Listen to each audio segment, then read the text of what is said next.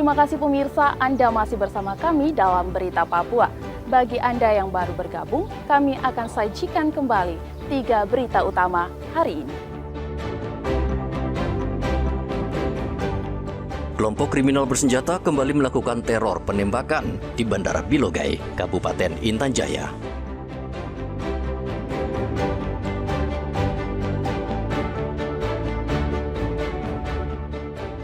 Anggota KKB penembak polisi di Kabupaten Jayawijaya diringkus polisi.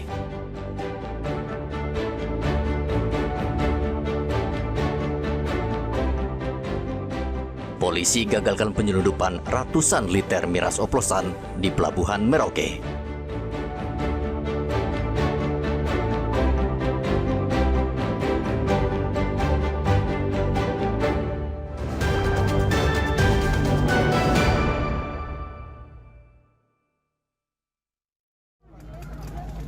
Petugas pengamanan Pelabuhan Laut Merauke kembali berhasil mengungkap penyelundupan minuman keras oplosan oleh penumpang kapal.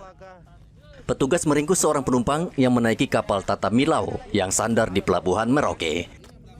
Ia menyembunyikan minuman keras ke dalam karung ubi agar tidak terlacak petugas. Pelaku membungkus minuman keras tersebut dengan plastik bening yang dirancang khusus dengan harapan agar lebih mudah lolos dari pantauan. Minuman yang diisi atau dicampur dengan keladi, minuman tersebut diisi dalam karung, kemudian di dalam karung itu mereka mengisi minuman lokal atau sopi itu di dalam plastik es. Plastik es itu di luarnya karung, kemudian disisipi dengan keladi-keladi untuk mengelabui petugas. Namun pada saat barang itu diangkat, kami lihat sangat berat dan kami melakukan pengecekan terhadap orang yang mengangkat barang tersebut. Kemudian kami melihat dan mengecek langsung bahwa di dalam itu ada minuman jenis sopi. Penyelundupan minuman keras sudah sering terjadi. Polisi mengimbau penumpang tidak menyelundupkan minuman keras oplosan karena sanksinya bisa dipidana. Muhammad Ridwan melaporkan dari Merauke, Papua Selatan.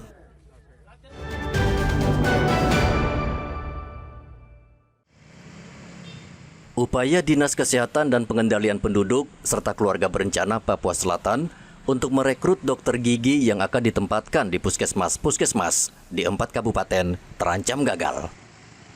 Pasalnya, tak satu pun dokter gigi yang mendaftar untuk bertugas di wilayah tersebut. Pendaftaran padahal sudah dibuka selama 1 bulan. Kepala Dinas Kesehatan Papua Selatan Herlina mengatakan saat ini lebih dari 40 dari total 85 puskesmas di Papua Selatan masih belum memiliki tenaga dokter gigi.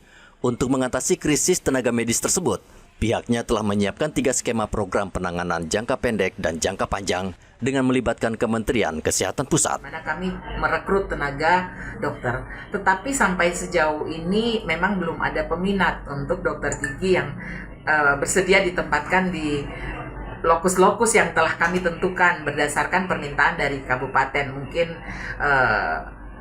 setelah melihat lokasi dan lain sebagainya, tapi kami terus mencoba berkomunikasi dan bekerja sama dengan fakultas-fakultas kedokteran yang ada, termasuk Uncen, tapi Uncen belum ada dokter gigi ya.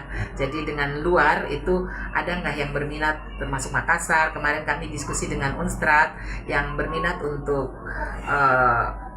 bekerja di sini, kami buka peluang. Tapi sampai sejauh ini belum ada.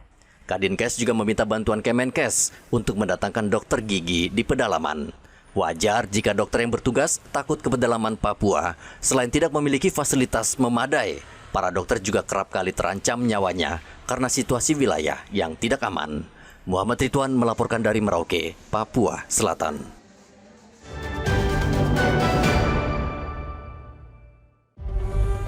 Warga di 3 distrik Kabupaten Kerom akhirnya bisa tersenyum karena kampung mereka sudah terang.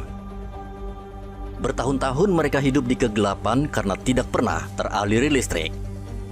Batalion Infanteri Mekanis 512 Kuratara Yuda yang bertugas di wilayah Kerom membantu warga dengan membangun penerangan di 100 titik.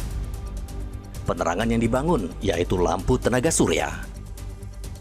Program ini menjadi angin segar bagi masyarakat yang selama ini menggantungkan aktivitas malam hari hanya dengan lampu minyak atau lilin.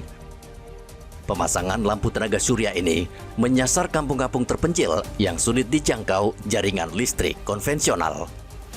Selain ramah lingkungan, teknologi tenaga surya ini dinilai efisien dan tahan lama, sangat cocok digunakan di wilayah pedalaman Papua. Warga menyambut penuh syukur dan antusias atas bantuan tersebut. Mereka berharap program serupa bisa terus berlanjut dan menjangkau kampung-kampung lainnya yang masih gelap gulita. Hari Kampung Inggi, Distrik Web, Kabupaten Kerom.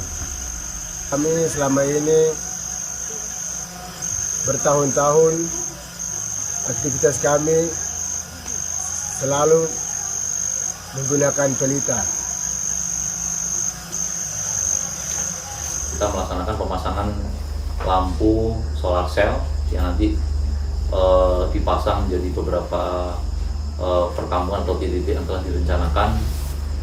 Harapan kita semua adalah bukan karena sekedar pemasangan lampu itu tidak hanya sebagai wujud daripada kepedulian, tapi khususnya Angkatan Darat dalam hal ini Yonif 512 di bawah Korps Swasembada. Dengan adanya lampu tenaga surya, warga kini dapat melakukan kegiatan belajar dan beribadah. Kehadiran tentara di pedalaman penting karena selain menjaga keamanan, tentara juga membantu warga dalam berbagai aspek seperti ekonomi dan pembangunan. Rian Tonai melaporkan dari Kerom, Papua.